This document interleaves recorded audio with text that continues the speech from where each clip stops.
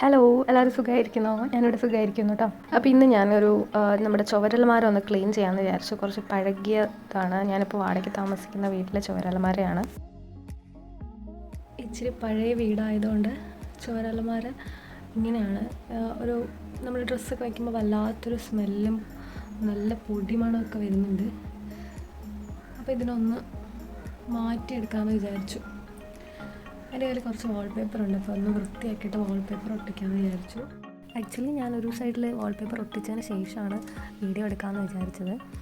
നല്ല നിറച്ച് പൊടി ഉണ്ടായിരുന്നു കേട്ടോ. പിന്നെ എനിക്ക് ഓൾറെഡി അലർജി ഉള്ളതുകൊണ്ട് ഞാൻ ആദ്യം ഒന്ന് മൂക്കൊക്കെ കവർ ചെയ്തിട്ടാണ് തുടങ്ങിയത്.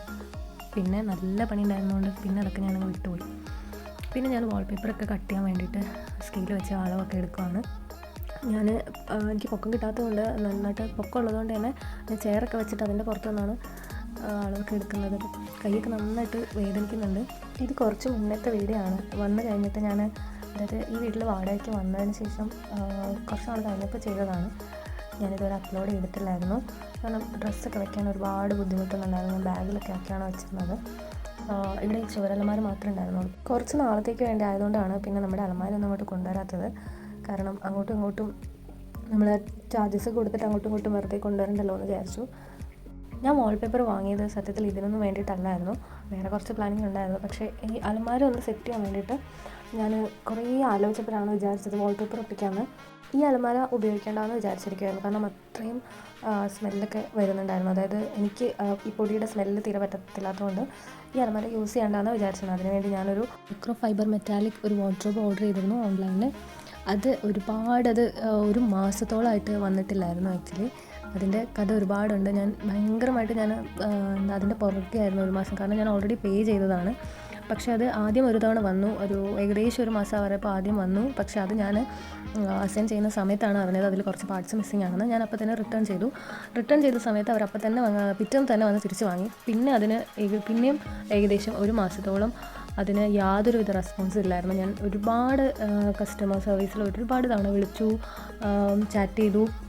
കുറേ അവരിങ്ങനെ എക്സ്ക്യൂസ് പറഞ്ഞ് സെല്ലർ റെസ്പോൺസ് ചെയ്യുന്നില്ല എന്നാണ് അവർ പറഞ്ഞത്. ആക്ച്വലി നമ്മളും സെല്ലറുമായിട്ട് യാതൊരു ബന്ധമില്ല, ഇൻ്റർമീഡിയറ്റായിട്ട് ഇവരാണ് നിൽക്കുന്നത്. അപ്പം ഞാനതൊക്കെ സംസാരിച്ചു ഒരുപാട്. അങ്ങനെ അവസാനം അവർ സാധനം എന്തായാലും കൊണ്ടുവരാൻ പറ്റില്ല, സെല്ലർ റെസ്പോണ്ട് ചെയ്യുന്നില്ല എന്ന് പറഞ്ഞു. അങ്ങനെ ഓക്കെ, ഞാൻ റീഫണ്ട് ചെയ്യാൻ പറഞ്ഞു. ഞാൻ ഭയങ്കരമായിട്ട് ഒരു ഡിസപ്പോയിൻ്റ് ആയിട്ടുള്ള ഒരു സമയമായിരുന്നു. ഞാൻ ഒരുപാട് കംപ്ലയിൻറ്റ് ചെയ്തു. ഞാൻ ഗ്രീവൻസ് ഓഫീസർക്ക് വരെ മെയിൽ അയച്ചു. അങ്ങനെ അവസാനം 2 മാസത്തിന് ശേഷമാണ് എനിക്ക് പേയ്മെൻറ്റ് തിരിച്ച് കിട്ടിയത്. ഞാൻ കണ്ടിന്യൂസ് ആയിട്ട് ഓർഡർ ചെയ്യുന്ന ഒരു വെബ്സൈറ്റാണ്. എനിക്ക് വേറെ ഒരു പ്രോഡക്റ്റിനും ഈ ഒരു പ്രശ്നം വന്നിട്ടില്ല. അതുകൊണ്ട് തന്നെ വെബ്സൈറ്റിൻ്റെ പേര് ഞാൻ പറയുന്നില്ല. കാരണം ആദ്യമായിട്ടാണ് എനിക്കൊരു ഇങ്ങനൊരു പ്രശ്നം ഉണ്ടായത്, ഒരു പ്രോബ്ലം ഉണ്ടായത്. പക്ഷേ കസ്റ്റമർ സർവീസൊക്കെ ഒരിക്കലും നമ്മൾ വിളിക്കുമ്പോൾ എടുക്കാതിരുന്നിട്ടോ അല്ലെങ്കിൽ നമുക്ക് റെസ്പോണ്ട് ചെയ്യാതിരുന്നിട്ടില്ല കസ്റ്റമർ സർവീസ്. അവരൊക്കെ നല്ല റെസ്പോണ്ട്. എപ്പോഴും ഞാൻ അങ്ങോട്ട് എന്തെങ്കിലും മെസ്സേജ് അയച്ചാൽ അവരെന്നെ ഇങ്ങോട്ട് കോൾ ചെയ്ത് എല്ലാ പ്രശ്നവും ചോദിക്കുമായിരുന്നു എല്ലാം. അതുകൊണ്ട് അവർ ഭയങ്കര റെസ്പോൺസീവായിരുന്നു. പക്ഷേ കുറേ ടൈം എടുത്തപ്പോൾ നമ്മൾ ഓട്ടോമാറ്റിക്കലി മാനസികമായിട്ട് കുറച്ചൊന്ന് ഇതാവുമല്ലോ, ഇനി അവിടെ നിന്ന് വാങ്ങില്ല എന്നൊക്കെ വിചാരിച്ചാണ്. പക്ഷേ അതിൻ്റെ കൂടെ ഓർഡർ ചെയ്തിട്ടുള്ള എല്ലാം എനിക്ക് കറക്റ്റ് സമയത്ത് കിട്ടും, എല്ലാം വേറെ ഒരു പ്രശ്നമില്ലായിരുന്നു. അതുകൊണ്ട് ഈ ഒരു സംഭവം നടന്നു എന്ന് വെച്ചിട്ട് നമ്മളങ്ങനെ പറയുന്നത് ശരിയല്ലല്ലോ. അപ്പം എന്താ അതിൻ്റെ ബാക്കിൽ നടന്നതെന്ന് നമുക്ക് കൃത്യമായിട്ട് അറിയില്ല. സെല്ലർ റെസ്പോണ്ട് ചെയ്യുന്നില്ല എന്നാണ് ഞാൻ ചോദിച്ചപ്പോൾ പറഞ്ഞത്. അതുകൊണ്ട് ഞാൻ വാർഡ്രോബ് പിന്നെ അങ്ങ് ക്യാൻസൽ ചെയ്തിട്ട് മനസ്സും എടുത്തു. പിന്നെ ഞാൻ ഓർഡർ ചെയ്തില്ല. അങ്ങനെ ഇരുന്ന് ആലോചിച്ചപ്പോഴാണ് നമുക്കൊരു സൊല്യൂഷൻ കണ്ടുപിടിക്കാമെന്ന് ആലോചിച്ചപ്പോഴാണ് ഞാൻ എൻ്റെ കയ്യിൽ ഓൾറെഡി വാൾപേപ്പർ ഇരിക്കുമായിരുന്നു. പക്ഷേ ഈ ഒരു ആവശ്യത്തിന് വാങ്ങിയതല്ല. അപ്പോഴാണ് ഈ വാൾപേപ്പർ ഒട്ടിക്കാമെന്നൊരു തീരുമാനം വന്നത്. ഒട്ടും പെർഫെക്റ്റായിട്ടൊന്നും അല്ല ഒട്ടിക്കുന്നത്. കാരണം ഇത് പൊക്കമുള്ളതുകൊണ്ട് തന്നെ ഞാൻ ചെയറിൻ്റെ പുറത്തൊക്കെ കയറി നിന്നിട്ട് എൻ്റെ കൈ, ഷോൾഡറൊക്കെ നന്നായിട്ട് വേദനിക്കുന്നുണ്ട്. അതുകൊണ്ട് തന്നെ എനിക്ക് എത്തുന്നില്ലായിരുന്നു. അപ്പോൾ ഞാൻ വിചാരിച്ചു ജസ്റ്റ് നമുക്ക് ആ ഒരു പ്രോബ്ലം സോൾവ് ചെയ്താൽ മതിയല്ലോ. ഭംഗി നോക്കി നിന്നാൽ എനിക്ക് പറ്റുന്നില്ലായിരുന്നു തീരെ.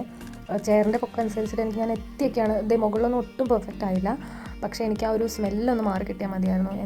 ചുമരായതുകൊണ്ട് തന്നെ ഡ്രസ്സ് വെക്കുമ്പോൾ ഒരു നനവ് പോലെ ഫീലൊക്കെ ചെയ്യുന്ന, ഒരു പൂപ്പലൊക്കെ അടിക്കുന്ന പോലെ തോന്നി. അപ്പോൾ എല്ലാത്തിൻ്റെ കൂടെ സ്മെല്ലായപ്പോൾ ഞാൻ ഓൾറെഡി എനിക്ക് അലർജിയുള്ള പേഴ്സണാണ്. അപ്പോൾ എനിക്ക് തീരെ പറ്റുന്നുണ്ടായിരുന്നില്ല. അപ്പോൾ അതിനൊരു സൊല്യൂഷനായിട്ട് അപ്പോൾ ഇത്രയും ചെയ്തപ്പോഴേക്കും എൻ്റെ വാൾപേപ്പർ തീർന്നു പോയി. പിന്നെ ഇത് പെർമനൻ്റ് ആയിട്ടൊന്നും അല്ലല്ലോ, തൽക്കാലത്തേക്ക് ഒരു അഡ്ജസ്റ്റ്മെൻറ്റാണ്. വേറൊരു സൊല്യൂഷൻ കണ്ടുപിടിക്കുന്ന വരെ തൽക്കാലത്തേക്ക് ഒരു തട്ടിക്കൂട്ട് പരിപാടിയാണ്. പിന്നെ കുറച്ച് ഹെൽത്ത് പ്രോബ്ലംസൊക്കെ ആയിട്ട് കുറേ നാളെ വീഡിയോ ഒക്കെ ഇട്ടിട്ട് അപ്പോൾ വിചാരിച്ചു ഇത് ഒരുപാട് നാൾക്ക് മുന്നേ ഉള്ളതാണെങ്കിലും ഇതൊന്ന് എഡിറ്റ് ചെയ്തിടാമെന്ന് വിചാരിച്ചു. പിന്നെ തൽക്കാലം വീഡിയോ ഒന്ന് എൻഡ് ചെയ്യാൻ വേണ്ടിയിട്ട് ഞാൻ എങ്ങനെയൊക്കെയോ ജസ്റ്റ് ഒന്ന് തട്ടിക്കൂട്ടായിട്ട് ഡ്രസ്സൊക്കെ ഒന്ന് അടുക്കി വെച്ചു. പെർഫെക്റ്റ് ആയിട്ടൊന്നും വെച്ചില്ല. ജസ്റ്റ് ഒന്ന് നേരത്തെ പ്രശ്നം ഉണ്ടോ എന്ന് അറിയാൻ വേണ്ടി ഒന്ന് പരീക്ഷിച്ച് നോക്കാനായിട്ട് ജസ്റ്റ് എൻ്റെ ഡ്രസ്സൊക്കെ എടുത്ത് വെച്ചു. അപ്പോൾ ഇന്നത്തെ വീഡിയോ ഇത്രയേ ഉള്ളൂ. അപ്പോൾ ഇഷ്ടപ്പെട്ടാൽ ലൈക്ക് ചെയ്യുക, ഷെയർ ചെയ്യുക, കമൻറ്റ് ചെയ്യുക. അപ്പോൾ ഫ്രണ്ട്സ് നെക്സ്റ്റ് വീഡിയോയിൽ കാണാം കേട്ടോ. ബൈ.